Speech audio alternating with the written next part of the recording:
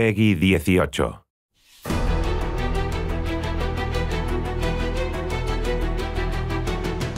When a game gets announced, your first feeling is, okay, are people going to like this? Are people going to get excited about this? You've got a secret. You know, a little bit of a secret, and you want to share it with everybody because everyone's going to be super excited once it comes out. The atmosphere in the office is just incredibly hectic. I had a little bit of anxiety because that's normal, because that's what happens when you're about to announce something. Everybody here is excited about this. The real question is, are they going to appreciate it for what it is?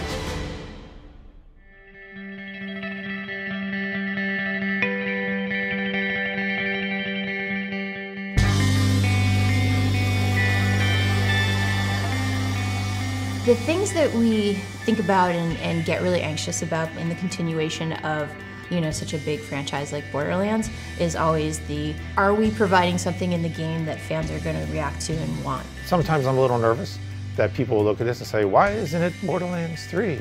Because we wanted to tell more stories that take place in the world that's here. And also between Borderlands 1 and Borderlands 2, we're trying to give them something for everyone who still has their consoles and still wants to play more Borderlands, you know? I have no idea. Because I know we wanted to do something with the Bandit Bus. That was always the intent there, was that they made something. This takes place chronologically after Borderlands 1. That could literally be the blue bus from Borderlands 1. They just stole it, or whoever.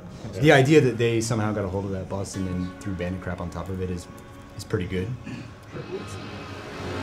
The idea for the pre-sequel basically came about where Randy Pitchford worked something out with 2K where we wanted to make another Borderlands game, but also wanted to be able to work with 2K Australia to make it, basically, something that we wouldn't make entirely internally. They'd finished up BioShock Infinite, and they had some bandwidth. They wanted to know what their next big adventure was. We felt like there was just a lot more that we could be doing in the Borderlands universe, and the idea of another standalone experience had come up. It really came from a sort of mutual momentum to the logical place of what can we do that would be fun and cool, tell a cool story, and let us work with these really great guys in Australia.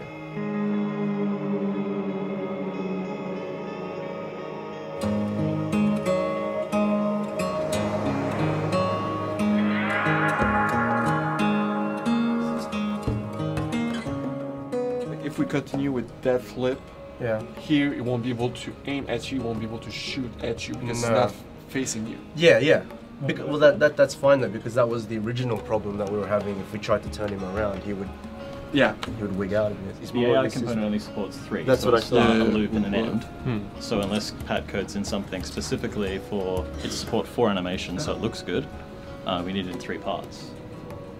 But that's why I was saying you could... 2K Australia was actually formed as Irrational Games Australia way back in 1999. We're celebrating our 15-year anniversary this year, same as Gearbox. It's a kind of a funny coincidence. We just kind of wrapped up 10 years of development on BioShock 1, 2 and BioShock Infinite last year, and that's when we came about working on this game, Borderlands the Pre-Sequel. The way it generally works is I think a lot of the design and narrative stuff is handled over here. We have a lot of really talented art guys over in Dallas who handle a lot of the direction, which we then kind of implement over here.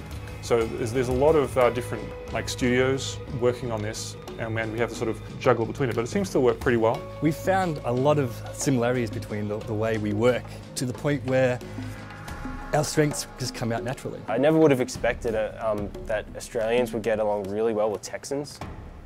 There's just something between our 2 studios. We seem to get each other pretty well. It's very important that we reach our goals every week, because at this point there's nothing that we can say, oh, well, we keep it for later, we'll see that later, because there won't be any later. If there's a time in the project where everybody needs to give everything, it's right now.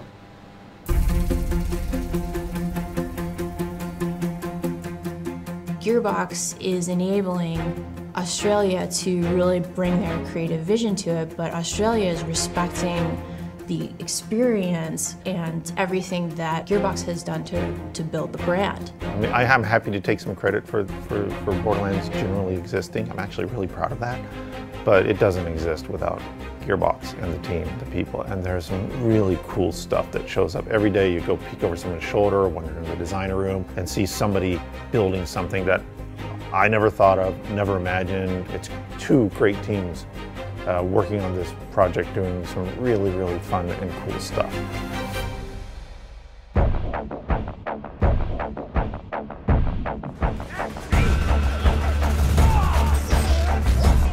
Between Borderlands 1 and Borderlands 2, we have this really interesting story that we've never told. There are a couple of quests in this game that are just ridiculous. In Borderlands 1, the moon is a solid piece of rock. In Borderlands 2, it's all cracked and damaged. There's a space station up there. Handsome Jack is taking charge. It's fun delving into his character and getting to see another side of Jack and understand his story. I'm super stoked to bring that story to the players.